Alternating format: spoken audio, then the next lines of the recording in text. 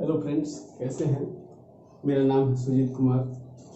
हम लोग पेंडेमिक का सीरीज बना रहे हैं, है ना। तो पेंडेमिक के सीरीज में organization related to vaccine program and कोविड-19, राइट। तो जो वैक्सीन प्रोग्राम है, क्या आप कुछ लोग ऐसे लग रहे हो कि गवर्नमेंट सोई हुई है या फिर तो काम नहीं चल रहा है या इस टाइप से, तो मैं आपको इसी के संदर्भ में ये प्रोग्राम चलाना चाहता हूँ। ये प्रोग्राम मैं आपको बताना चाहता हूँ कि वैश्विक लेवल पे क्या क्या चल रहा है और भारत में कौन कौन सी संस्थाएं हैं जो इसमें कंट्रीब्यूट कर रही हैं। अब देखिए, ग्लोबल लेवल पे एक WHO, राइट। WHO के तहत जो है आपका एक प्रोग्राम है जिसका नाम है अल्मा आटा प्रोग्राम।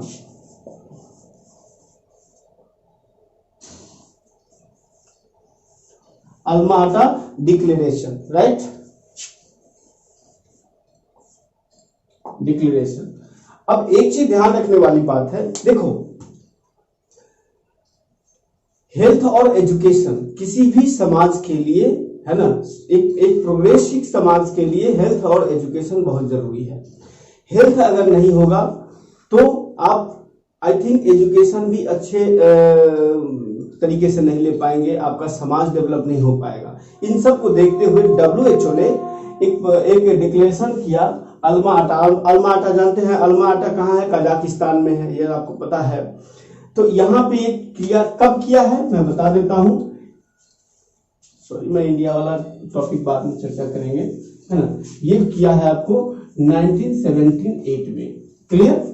1978 में अल्मा आटा डिक्लेरेशन हुआ है। इसका जो मेन जो एम था, इसका जो थीम कहे या फिर इसका की फैक्टर कहे, वो क्या था? वो क्या था, इस बात को समझिए। वो था हेल्थ फॉर ऑल।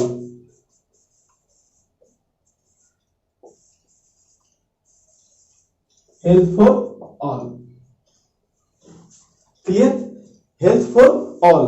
अब एक चीज ध्यान रखिएगा, इसमें सबसे बड़ी बात क्या हुआ है, देखो, गवर्नमेंट को एथिकल रिस्पॉन्सिबल देने का प्रयास किया गया है कि भाई गवर्नमेंट का काम है कि क्या क्या इक्वालिटी फॉर हेल्थ, है ना। किसके लिए? सबके लिए समान हेल्थ होना चाहिए। इसमें ये कहा गया है, गवर्नमेंट पे ये फोर्स किया गया है, इक्वालिटी ऑफ हेल्थ, है ना, रोल ऑफ स्टेट फॉर किसके लिए? प्राइमरी हेल्थ केयर एंड जो कंपोनेंट्स है हेल्थ से रिलेटेड, उस पे गवर्नमेंट को काम करना चाहिए।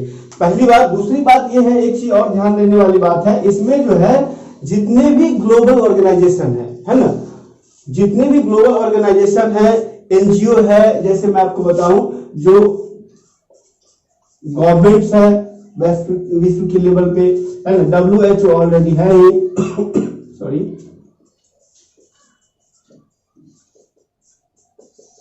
यूनिसेफ है ऑलरेडी, या अदर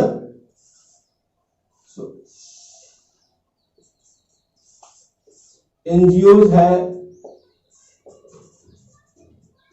अदर्स, जितने भी संस्थाएं हैं वैश्विक लेवल पे जो काम कर रही है, इस पे उन सबको आमंत्रित किया गया कि भाई ये जो हेल्थ फॉर ऑल है, उसमें सिर्फ कहने से नहीं होगा, उसमें आपको गवर्नमेंट को कंट्रीब्यूट करना पड़ेगा, है ना। WHO जैसी संस्था भी उसमें कंट्रीब्यूट करेगी, यूनिसेफ, NGOs, जितने और NGOs हैं वगैरह जो काम करते हैं सामाजिक क्षेत्र में, उन सबको इसमें कंट्रीब्यूट करना पड़ेगा, तभी हेल्थ फॉर ऑल होगा। विशेषकर ध्यान रखिएगा, ये सिर्फ इसमें एक था कि ये सिर्फ डेवलपिंग कंट्री के लिए था, only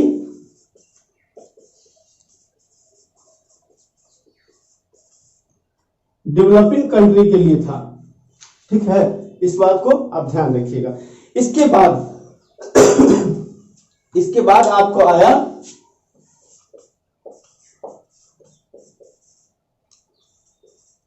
Asthana declaration.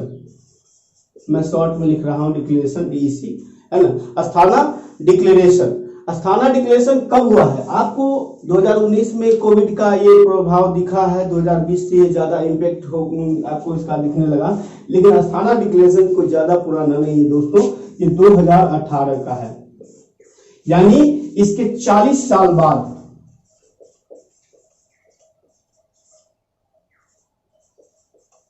After 40 years, right. 40 साल बाद अस्थाना डिक्लेरेशन होता है। अस्थाना भी कजाकिस्तान में है, ये आपको पता है, ठीक है।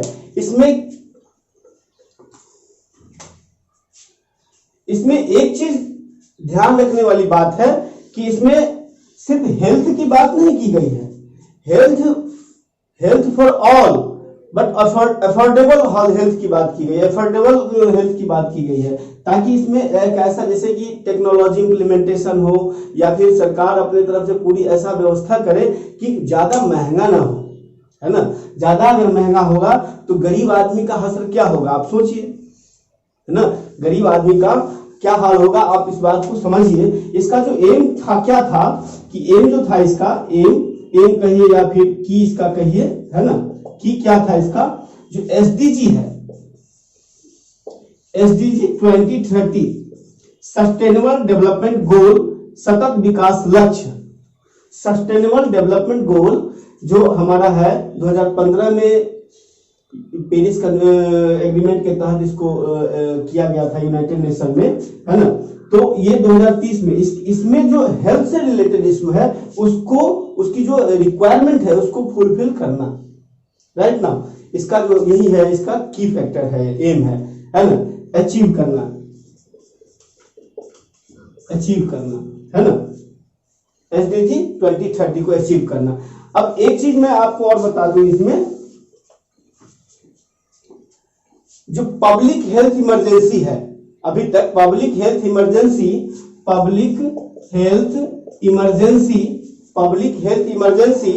ऑफ इंटरनेशनल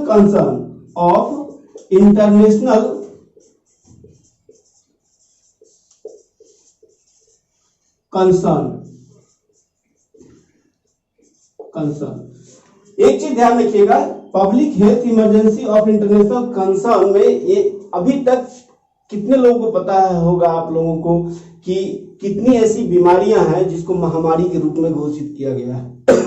सॉरी, ये WHO द्वारा किसी विशेष परिस्थिति में जब स्थानीय बीमारी ग्लोबल रूप में फैलने लगती है तो उस कंडीशन में WHO क्या करती है कि उसको पेंडेमिक घोषित कर देती है ना, डिक्लेयर कर देती है, जो आज के डेट में महामारी देख रहे हैं।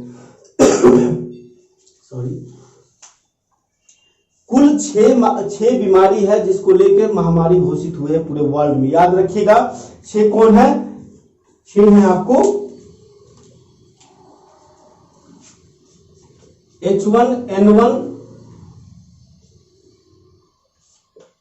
H1N1 हो गया, उसके बाद पोलियो हो गया, उसके बाद जीका हो गया, इसके बाद हो जाएगा आपको इबोला, इसके बाद वेस्ट अफ्रीकन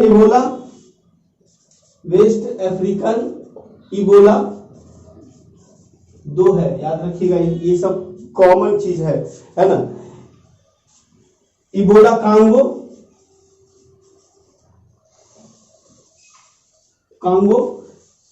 कांगो और कोरोना जो अभी कोविड है ना, COVID, कोविड-19।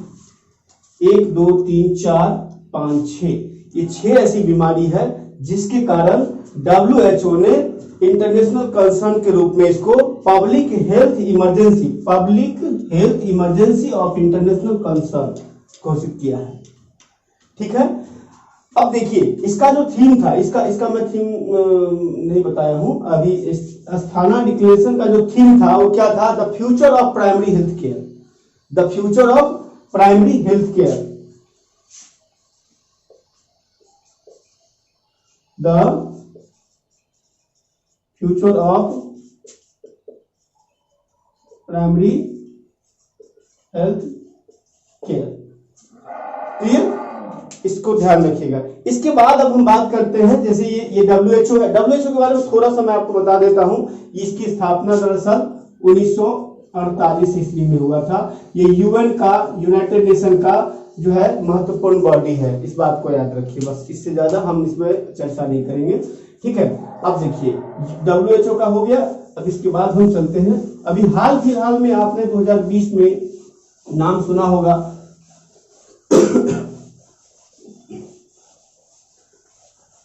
मोदी जी ने एक ऑर्गेनाइजेशन में पार्टिसिपेट किया था ऑनलाइन, जिसका नाम था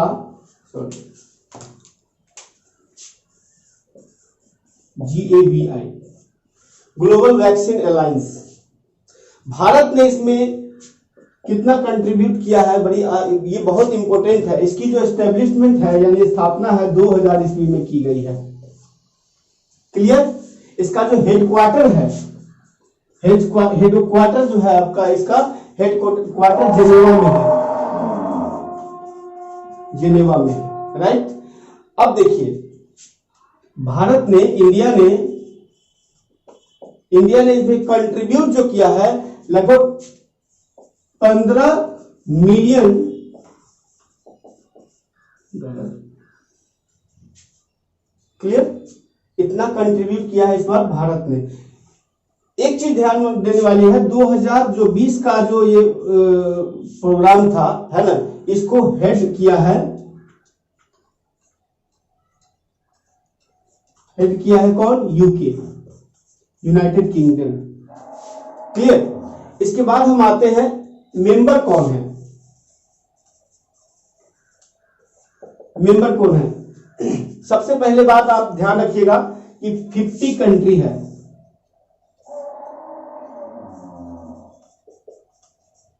कंट्री है प्लस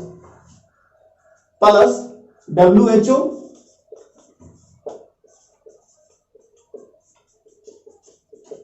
यूनिसेफ, है ना, world bank, bill and Melinda foundation,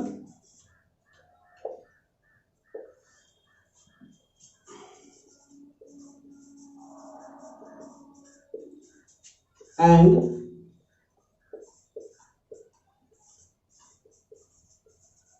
other NGO। ये सारी संस्थाएं मिलकर काम कर रही है। ऐसा नहीं समझाए सिर्फ कंट्री है, कोई देश है, नहीं। जो कंट्रीब्यूटेड जो इसमें कंट्रीब्यूट कर रही है जो देश, वो तो ऑलरेडी है, उसका संख्या 50 है। इस बार जो इसको इनिशिएट किया गया, हेड किया है 2020 के जो सीटिंग है, सबमिट है ना, सबमिट जो हेड किया है वो यूके किया है। ये एग्जाम पर्सपेक्टिव से इंपॉर्टेंट है, याद रखिएगा। ठीक है? इसकी स्थापना कब हुई थी, है ना, वो याद रखिएगा। इसका हेडक्वार्टर कहाँ है वो याद रखिएगा। ठीक है? मेंबर कंट्री क्या है वो याद रखिएगा। मेन मैंने लिख दिया है, WHO, यूनिसेफ, वर्ल्ड बैंक, है ना, बिल एंड मिलिंडा फाउंडेशन इत्यादि वगैरह जो है। इसके बाद हम चलते हैं, आपको एक और ऑर्गेनाइजेशन है जो काफी महत्वपूर्ण है, वैश्विक लेवल पे काम करने वाली, जिसका नाम है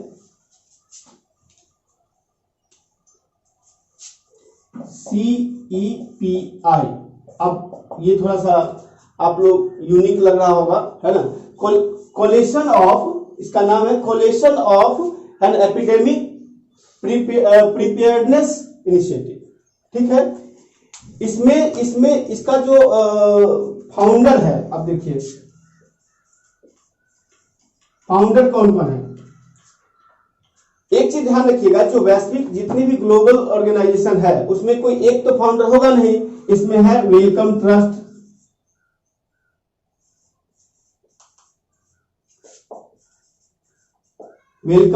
है। इसके बाद है bill and Melinda foundation,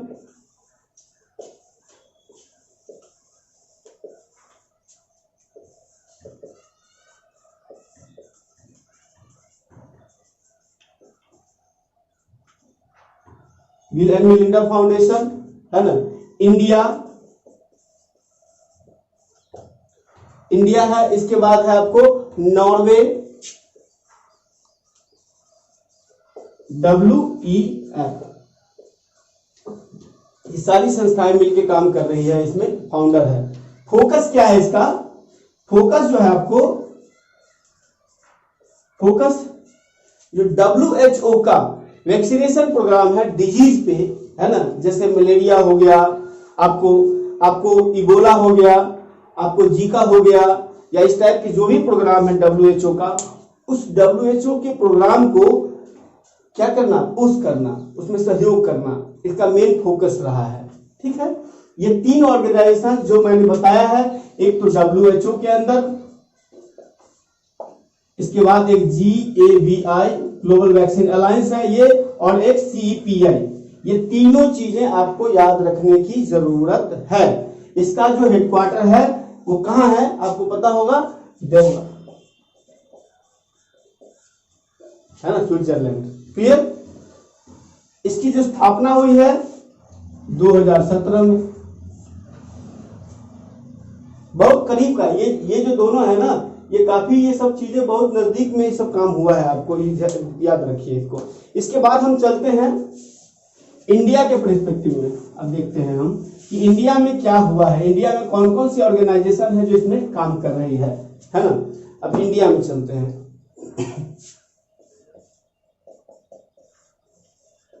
India में क्या है, इंडिया में आप तो सबसे पहले नाम सुने होंगे ICMR का, Indian council of medical research. Bharat में सबसे बड़ी संस्था है ये, इस हेल्थ से रिलेटेड समस्याओं को सॉल्व करने के लिए, है ना। Indian council of medical research, इसका जो हेडक्वार्टर है न्यू दिल्ली में है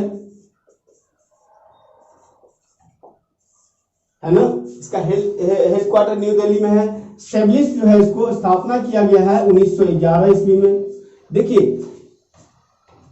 अमेरिका की एक कंपनी थी, है ना, जिसका नाम था रॉकफिलर।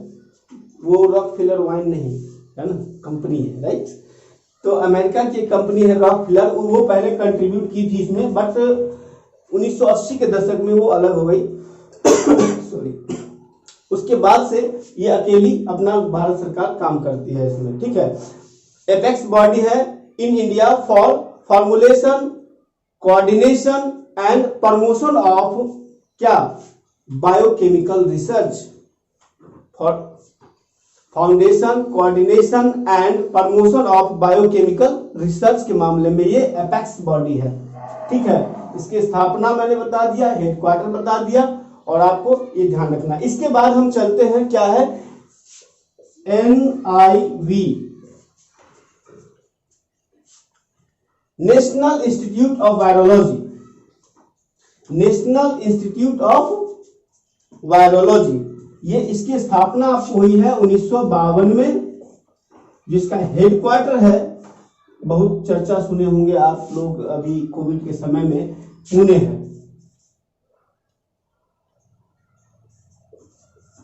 पुणे है ना। जैसे SSC वगैरह एग्जाम रेलवे का हो गया, या फिर ऐसे कोई स्टेट लेवल का जो SSC का एग्जाम होता है, उसमें सीधा पूछ देता है नेशनल इंस्टीट्यूट ऑफ वायरोलॉजी का हेडक्वार्टर कहाँ है, उसकी स्थापना कब हुई थी। ये इसलिए इम्पोर्टेंट है क्योंकि आज के डेट में जो चीजें हैं वो सारा का सारा इसी संस्थाओं पे, जो मैं बता रहा हूँ, इसी संस्थाओं पे डिपेंड है। सारी समस्याओं का जो निराकरण है या निदान है, सॉल्यूशन है वो, है ना। जैसे ICMR है, क्या है, न्यू दिल्ली में इसका हेडक्वार्टर है, स्थापना 1911 में हुई। तो इस प्रकार से जो जो चीजें हैं इस सबको आप याद करिए। ऐसे भी आपको जानना चाहिए कि भारत में कौन कौन सी संस्थाएं हैं जो काम कर रही है ना। ये जो है one of the major institute है भारत में वायरोलॉजी के सेक्टर में काम करने वाला, वायरस के सेक्टर में काम करने वाला। ठीक है, इसके बाद हम बात करते हैं NCDC। NCDC क्या है, NCDC जो है आपको national centre for disease control, national centre for disease control, national centre for disease control. ठीक है, ये आपको नेशनल कम्युनिकेशन डिजीज जो होता है ना, कम्युनिकेबल डिजीज होता है, उस पर काफी काम करती है ना। और ये आपको director general of health, ministry of health जो होता है डायरेक्टर, इसमें वो ये कुल मिला के मिनिस्ट्री ऑफ हेल्थ के अंदर काम करती है, सीधा सीधा बात। ठीक है, इसके बाद हम आते हैं, इसके बाद एक मिनट मैं इसको थोड़ा सा नोट कर देता हूं। इसके बाद आती है एक IDSP, DSP मत समझिए, IDSP integrated disease surveillance program, integrated disease surveillance program, याद रखिए, इंटीग्रेटेड डिजीज सर्विलांस प्रोग्राम। ये क्या करती है, ये मिनिस्ट्री ऑफ हेल्थ के अंदर काम करती है ना। ये सभी चीजों को सर्विलांस करती है कि भाई ये समस्या जो वायरस है, जो डिजीज है, उसको कैसे सर्विलांस करें, कैसे हम उसको कंट्रोल करें, उस पर काम करती है। काफी असिस्टेंस मिला है इसको WHO के द्वारा, ठीक है ना। असिस्टेंस किसके द्वारा मिला गया है?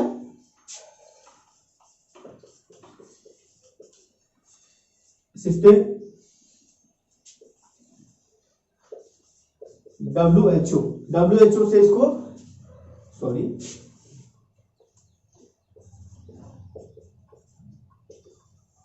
With the WHO, clear. WHO के द्वारा इसको सेंट्रल सर्विलांस यूनिट स्थापित करती है और स्टेट सर्विलांस, जैसे इसके अंदर क्या होता है, सेंट्रल सर्विलांस यूनिट होता है, फिर उसके अंदर स्टेट सर्विलांस यूनिट होता है, उसके बाद डिस्ट्रिक्ट सर्विलांस यूनिट होता है। ये हायरार्की है। सेंट्रल सर्विलांस यूनिट जो है वो सब पे नजर रखती है। आप देखे होइएगा कोविड-19 के समय में गवर्नमेंट ने अपने पावर का इस्तेमाल किया है। मैं इसके बाद वाला टॉपिक मेरा वही है, power of government in pandemic, है ना। उसमें ये चीजें आपको देखा होगा कि सेंटर से जो गाइडलाइन किया जाता था, अब जैसे आपको मैं बता दूं आरोग्य सेतु ऐप, है ना। आरोग्य सेतु एप्लीकेशन पे बहुत सारे सवाल उठाए हैं कि राइट टू प्राइवेसी का वायलेशन है ना। तो सर्विलांस, कुछ लोग ये कह रहे थे कि लोग कहां कहां जा रहे हैं, सब चीजों का सर्विलांस किया जा रहा है आरोग्य सेतु एप्लीकेशन से। तो वो चीजें आपके पास सारी संस्थाएं हैं काम करने के लिए, स्वतंत्र बॉडी है ये चीजें, है ना। और ऐसी परिस्थिति में गवर्नमेंट को करना मजबूरी है। मैं आपको बताऊंगा गवर्नमेंट की पावर क्या है इस मामले में। ऐसा पावर है कि आपके घर में कैद किया जा सकता है ऐसी परिस्थिति में। मतलब कैद का मतलब उस टाइप का डिमोलिश मत समझिए आप, मतलब आपके हित के लिए होगा वो कैद। आपको घर से निकलने से पहले आपको जो गाइडलाइन है उस गाइडलाइन को फॉलो करना पड़ेगा। ये सारे आपने इस लॉकडाउन में और कोविड-19 के जो पीरियड चल रहा है उसमें आप देख रहे होंगे, है ना। तो सेंट्रल सर्विलांस यूनिट जो है वो स्टेट सर्विलांस यूनिट फिर होता है स्टेट में, इसके बाद डिस्ट्रिक्ट में डिस्ट्रिक्ट सर्विलांस यूनिट जिला में, ठीक है। ये सबको, ये इसको रिपोर्ट देती है और ये फिर इसको रिपोर्ट देती है, ठीक है। सब एक दूसरे को, ये संस्था है, ये बनाती है सारी चीजों को। अब हम बात करते हैं अगला, power of government in pandemic. Bharat सरकार को महामारी के समय में जो शक्तियां हैं वो कहां से मिलती है ना। इस पे हम बात करेंगे अगला वीडियो। इसके बाद थैंक यू फॉर वॉचिंग, मिलते हैं अगले वीडियो में, धन्यवाद।